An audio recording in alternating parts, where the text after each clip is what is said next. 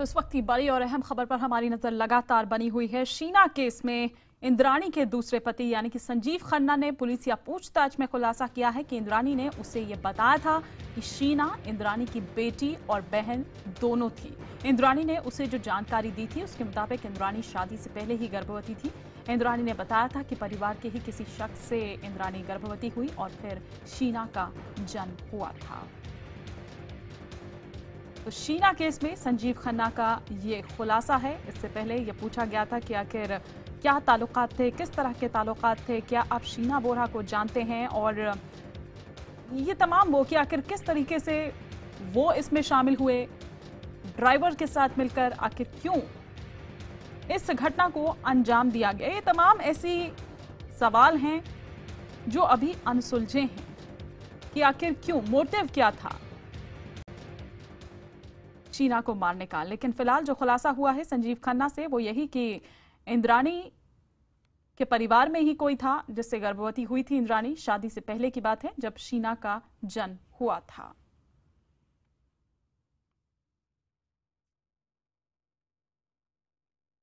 इंद्राणी इस लिहाज से इंद्राणी की बेटी और बहन दोनों ही थी शीना। इंद्राणी ने संजीव खन्ना को यह जानकारी दी थी। ऐसा संजीव खन्ना ने पुलिस या पूछताछ में बताया कि हाँ, इंद्राणी ने मुझे ये जानकारी दी थी कि शादी से पहले ही वो गर्भवती थी। इंद्राणी ने बताया था कि परिवार के ही किसी शख्स से गर्भवती हुई थी। और क्या कुछ डिटेल्स और क्या कुछ जानकारी इस वक्त मिल पा रही है, हमारे वरिष्ठ सहयोगी लगातार अपनी नजर इस पर बनाए हुए हैं। निशात, और क्या डेवलपमेंट?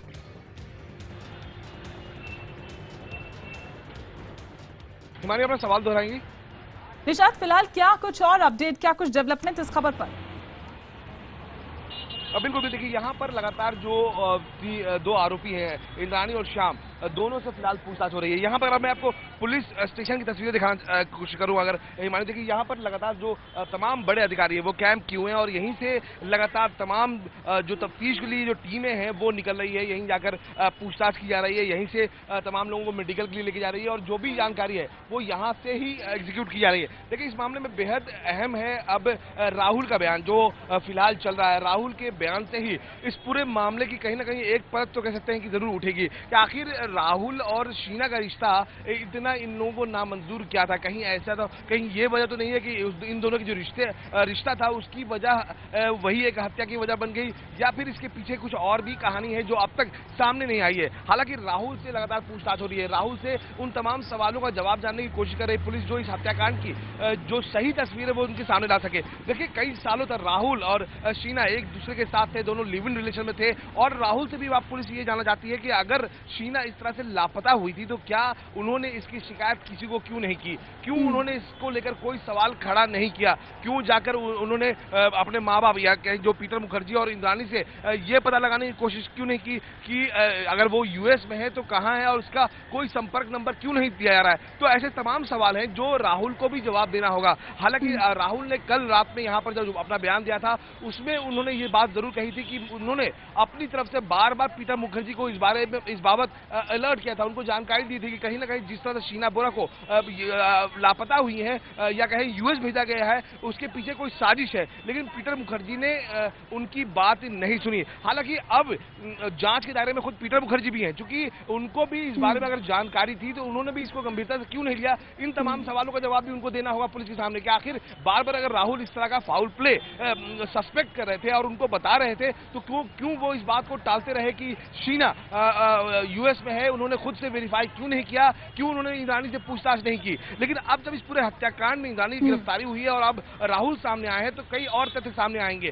खास तौर से इस पूरे मामले में जो एक दूसरे से जो इनके रिश्ते हैं उसको लेकर भी कई सारे तार जो है एक दूसरे से उलझे हुए हैं, उन तारों को भी सुलझाना है पुलिस को ताकि जो मामला है उसको अलग अलग तरीके से वो जांच कर सके और उसके बाद किसी नतीजे में पहुंचे। हालांकि अब राहुल से पूछताछ के बाद कहीं ना कहीं कोई एक खास वजह पे जरूर पुलिस आएगी। हालांकि इंद्राणी से लगातार पूछताछ हो रही है, हर घंटे बयान बदल रही है। लेकिन दूसरी तरफ संजीव खन्ना जो गिरफ्तार हुए उन्होंने एक नया खुलासा किया है कि शादी से पहले इंद्राणी प्रेग्नेंट थी और उनको सेक्सुअली एक्सप्लॉइट किया गया था और शीना तभी पैदा हुई थी। तो ये भी एक अहम सवाल है क्योंकि लगातार इंद्राणी पूछताछ में ये बात मतलब ये कि दूसरे पति से पहले पति की बिल्कुल, दूसरे पति से अपनी पहली शादी जो है वो छिपाई गई, कुछ और ही कहानी, कुछ और ही बातें वहां पर रची गई। मैं आऊंगी निशात, आपके पास काफी कुछ जानकारी है जो अब यहां निकलकर सामने आ रही है, लेकिन इंद्राणी, जिस तरह से हमारे सहयोगी निशात बता रहे हैं कि लगातार अपने बयान बदल रही है। बहरहाल इधर शीना मर्डर मिस्ट्री के घेरे में चल रहे राहुल मुखर्जी और इंद्राणी से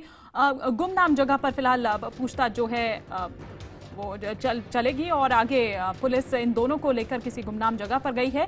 मुंबई के पुलिस कमिश्नर राकेश मारिया खुद इन दोनों से पूछताछ करेंगे। आपको बता दें, इससे पहले पीटर मुखर्जी के बेटे राहुल मुखर्जी आज एक बार फिर मुंबई के खार पुलिस स्टेशन में हाजिर हुए थे। इस वक्त उनसे पूछताछ हुई थी और अभी उस वक्त थाने में राकेश मारिया भी आए थे। सूत्रों के मुताबिक शीना की हत्या के पूरे केस में शक के दायरे में एक महाराष्ट्र के आईपीएस अधिकारी का नाम भी आ रहा है। वहीं शीना मर्डर केस में एक और खुलासा हुआ है। रायगढ़ पुलिस ने जब शीना का शव बरामद किया था तो उसका डीएनए सैंपल जमा कर लिया था। शीना की हड्डियों के सैंपल 2012 में ही कलीना लैब में जांच के लिए भेजे गए थे। दरअसल 23 मई 2012 को पेन पुलिस को सड़ी हुई जो शव है, लाश है, वो मिला था, जिसकी पहचान नहीं हो पा रही थी। रायगढ़ पुलिस का दावा है कि शव बुरी हालत में था, इस वजह से उसको जला दिया गया, लेकिन उसकी डीएनए सैंपल्स रख लिए गए थे। फिलहाल मुंबई पुलिस अभी उस डीएनए रिपोर्ट को पाने का इंतजार कर रही है।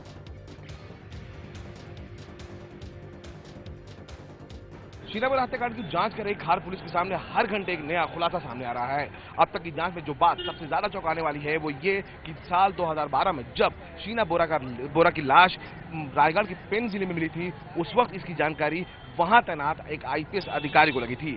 सूत्र बताते हैं कि इस आईपीएस अधिकारी की मंशा पे सवाल खड़े हो रहे हैं और उसको लेकर अब जल्दी जो मुंबई पुलिस कमिश्नर हैं उनसे सवाल जवाब कर सकते हैं। सूत्रों की माने तो साल 2012 में मई महीने में जब ये लाश मिली थी, उसके बाद ये मामला पेन पुलिस थाने तक पहुंचा था और पेन पुलिस अधिकारी इस मामले की तफ्तीश करना चाहते थे। उस तफ्तीश में उनके सामने इतना जरूर आया था कि ये लाश दम करने वाले 3 लोग थे और एक कार से वहां तक पहुंचे थे और टोल नाका पर उनसे उनकी गाड़ी से जुड़ी जो जानकारी है पुलिस को मिली थी। यहां तक इतना ही नहीं, सूत्रों की माने तो उस अधिकारी और इंद्राणी मुखर्जी की मुलाकात तक की बात कही जा रही है।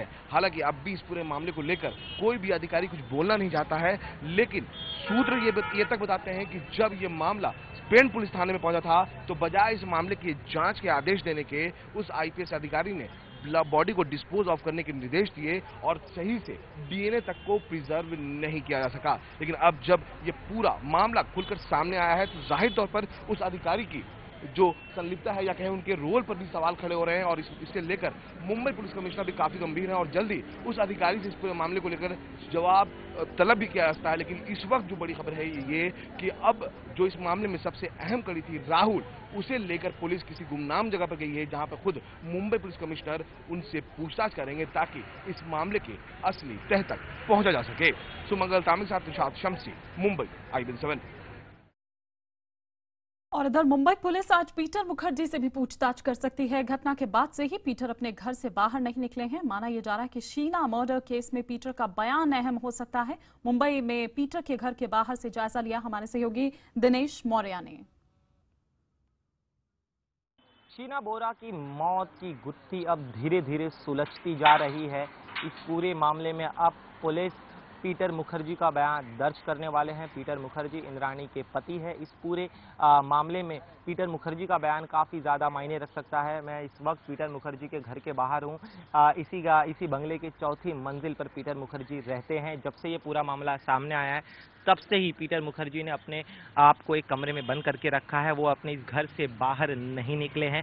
उनका कहना है कि वो इस पूरे मामले के सामने आने के बाद बहुत ज़्यादा आहत है। उन्हें इस पूरे मामले के बारे में कोई भी जानकारी नहीं थी, लेकिन पुलिस जो है इस पूरे मामले की जो अनसुलझी कड़ियां हैं उसे जोड़ने के लिए अब पीटर मुखर्जी का बयान दर्ज करने वाली है। पुलिस के सामने कई ऐसे सवाल हैं जिनका जवाब शायद पीटर ही दे सकते हैं। मसलन करीब 14 साल हो चुके थे इंद्राणी और पीटर की शादी को, लेकिन इस दौरान आखिर क्यों कभी भी पीटर को इंद्राणी के बातों पर शक नहीं आया। जब राहुल ने पीटर को कहा था कि 101% कोऑपरेट करूंगा और मेरी सिस्टर को जस्टिस मिलने के लिए करूंगा। आप बता रहे थे कि कुछ खतरा है, इमिनेंट है, कुछ थ्रेट है। अभी नहीं, प्लीज नहीं प्लीज मैं doctor, excuse me, I am going to a doctor right now, please, I am not feeling well, please.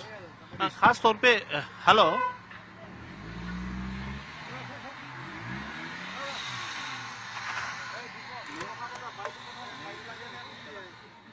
तो ये आप यहाँ पर मिखाइल को सुन रहे थे, जो कि शीना का भाई है, और इससे पहले मिखाइल ने अपनी जान को खतरा भी बताया था। लेकिन मिखाइल के पड़ोसी की अगर बात करें, एक वो सामने आए थे, तब उन्होंने ये कहा था कि मुझे तो मिखाइल पे ही शक होता है कि आखिर अपने दादा दादी को क्यों उसने घर के अंदर बंद किया हुआ है। कई बारी जो उसकी गतिविधियां हैं, एक्टिविटीज जिस तरह से वो करता है, उस तरह से उस पर शक होता है।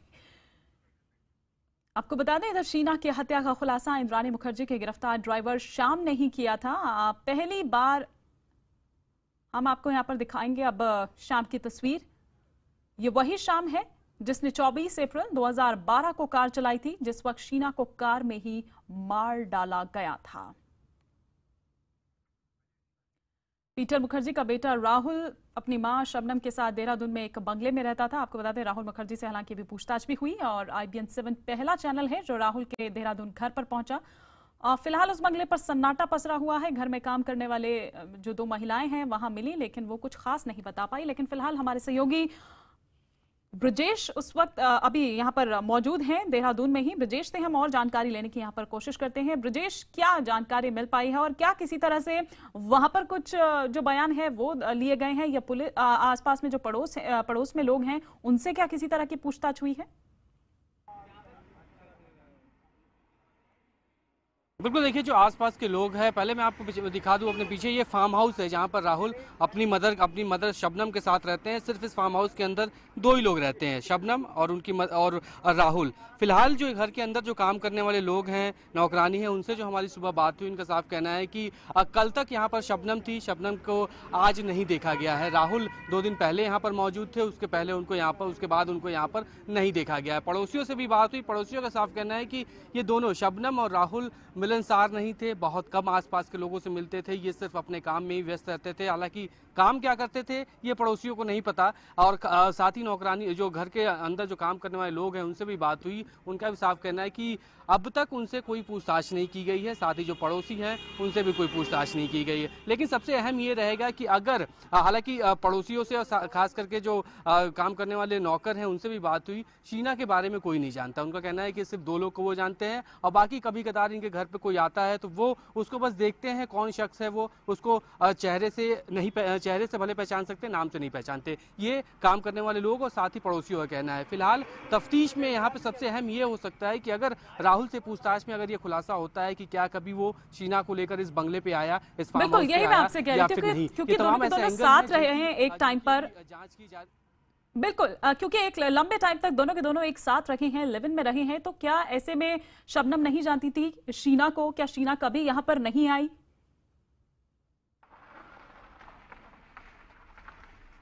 बिल्कुल, देखिए इस पूरे मामले को लेकर जो घर के अंदर काम करने वाले लोग हैं उनसे हमारी बात हुई, उनका साफ कहना है कि वो सिर्फ 2 लोगों को यहाँ पहचानते हैं, एक शबनम और साथ ही उनके बेटे राहुल। यही दोनों लोग इस घर पे रहते थे। इस फार्म हाउस के अंदर 3 मकान बने हुए हैं, और तीनों मकान के अंदर यही 2 माँ बेटे यहाँ पर रहा करते थे।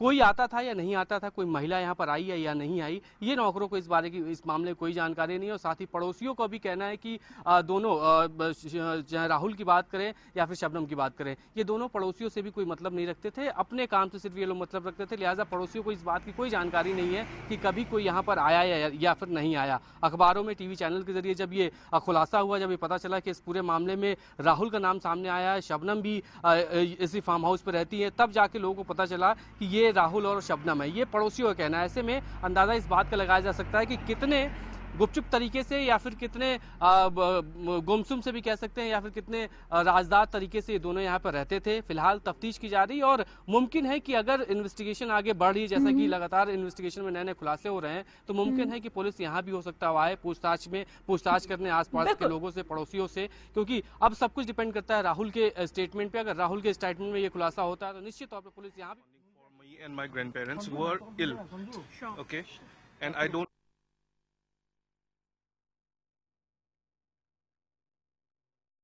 Also deactivated in 2011. After that.